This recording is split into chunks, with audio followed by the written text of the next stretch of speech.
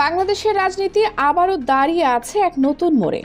আসন্ন ত্রয়োদশ জাতীয় সংসদ নির্বাচনকে সামনে রেখে যখন সব দলই আসন সমঝোতা, জোট আর কৌশলগত হিসাব নিকাশে ব্যস্ত, ঠিক তখনই শেষ মুহূর্তে বড় ধরনের রাজনৈতিক চমক দেখালো বাংলাদেশ জামায়াতে ইসলামী। দীর্ঘ আলোচনা, টানাপোড়েন আর জটিলতার পর জামায়াত ঘোষণা করেছে আন্দোলনরত ৮ দলের সঙ্গে আরও দুটি গুরুত্বপূর্ণ রাজনৈতিক শক্তিকে যুক্ত করে ১০ দলীয় নির্বাচনী সমঝোতা। এই ঘোষণার মধ্য দিয়ে দেশের রাজনীতিতে শুরু হয়েছে নতুন এক মেরুকরণ, নতুন এক হিসাব। এই নতুন সমঝোতায় যুক্ত হয়েছে বীর বিক্রম খেতাবপ্রাপ্ত বীর মুক্তিযোদ্ধা অবসরপ্রাপ্ত কর্নেল অলি আহমেদের নেতৃত্বাধীন লিবারেল ডেমোক্রেটিক পার্টি এলডিপি এবং জুলাই গণ অভ্যুত্থানে নেতৃত্ব দেওয়া তরুণদের দল জাতীয় নাগরিক পার্টি এনসিপি। দুই ভিন্ন ধারার এই দুটি রাজনৈতিক শক্তির সংযুক্তি জামায়াতের নেতৃত্বাধীন আন্দোলনরত জোটকে নিয়ে গেছে একেবারে নতুন উচ্চতায়। এখানেই শেষ নয়, আরেকটি ঘোষণাও রাজনৈতিক অঙ্গনে তীব্র আলোচনার জন্ম দিয়েছে।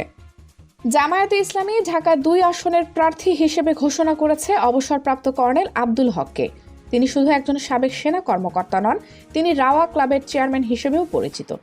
রাজনীতি ও নিরাপত্তা বিশ্লেষকদের মতে এই প্রার্থী ঘোষণা জামায়াতের কৌশলগত রাজনীতিরই অংশ, যেখানে অভিজ্ঞতা, ভাবমূর্তি ও গ্রহণযোগ্যতাকে বিশেষ গুরুত্ব দেওয়া হয়েছে।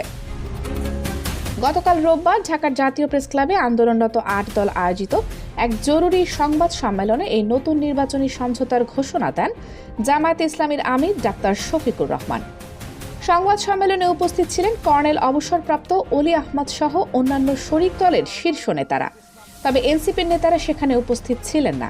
কারণ হিসেবে জানানো হয় চূড়ান্ত সিদ্ধান্তের পর সময় ও সুযোগের স্বল্পতা। সংবাদ সম্মেলনে জামায়াত আমির বলেন, এটা শুধু একটা জোট নয়, এটা আমাদের একটি শক্তিশালী নির্বাচনী সমঝোতা। জোটের চেয়েও এটি অনেক বেশি মজবুত। তিনি আরও বলেন, সারা দেশের ৩০০ আসন নিয়ে বসে বসে আলোচনা হয়েছে। প্রায় সব আসনের সমঝোতা সম্পন্ন। নমিনেশন জমা দেওয়ার পরপরই বাকি বিষয়গুলো সুন্দরভাবে নিষ্পত্তি হবে বলে আশাবাদ ব্যক্ত করেন তিনি।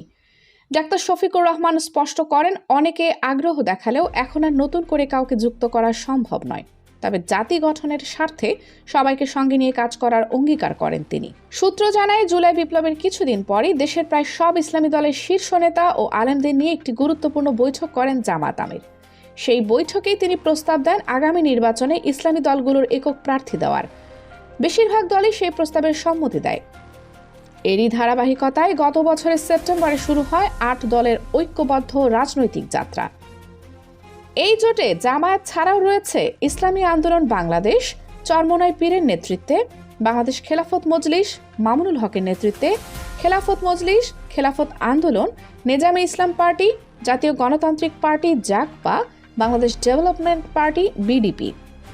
সংস্কার, বিচার, গণভোট, লেভেল প্লেইং ফিল্ড সহ বিভিন্ন দাবিতে এই দলগুলো ঢাকা সহ সারা দেশের সভা সমাবেশ ও বিক্ষোভে ব্যাপক সাড়া পায়। আন্দোলনের মধ্যে সব দলের তৃণমূল থেকে জোরালো দাবি ওঠে, আসন সমঝোতার ভিত্তিতে নির্বাচনে যেতে হবে। সেই দাবি বিবেচনায় নিয়ে গত ৯ ডিসেম্বর থেকে শুরু হয় আসন ভাগাভাগির চূড়ান্ত প্রক্রিয়া। এদিকে জামায়াতের সঙ্গে জোট করা নিয়ে এনসিপির ভেতরে তীব্র অন্তর্কোন্দল প্রকাশ্যে এসেছে। গতকাল পর্যন্ত এনসিপির অন্তত ৫ জন শীর্ষ নেতা পদত্যাগ করেছেন। এছাড়া ৩০ জন নেতা দলের আহ্বায়ক নাহিদ ইসলামকে চিঠি দিয়ে এই জোটের বিরোধিতা জানান। একদিকে যখন পদত্যাগ ও আপত্তি, অন্যদিকে ঠিক তখনই ১১৪ জন কেন্দ্রীয় নেতা জামায়াতের সঙ্গে জোটের পক্ষে চিঠি দেন। এই পাল্টাপাল্টি অবস্থা নির্বাচনের আগেই তরুণদের নতুন দল এনসিপিকে বড় চ্যালেঞ্জে ফেলেছে।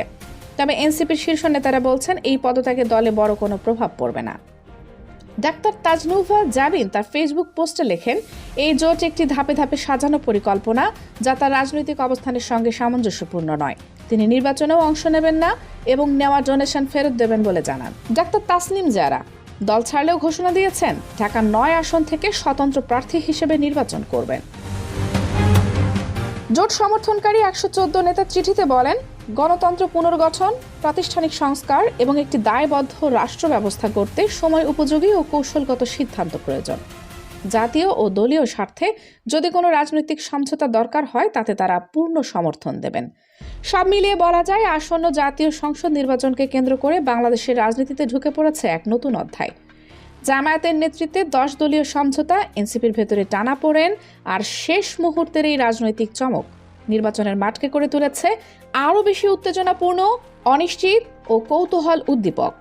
শেষ পর্যন্ত এই সমঝোতা রাজনীতির মানচিত্র কতটা বদলাতে পারে সেই উত্তর দেবে সময় আর দেবে জনগণের ভোট। Kaniz Fatema Soma, desk news, 0 TV.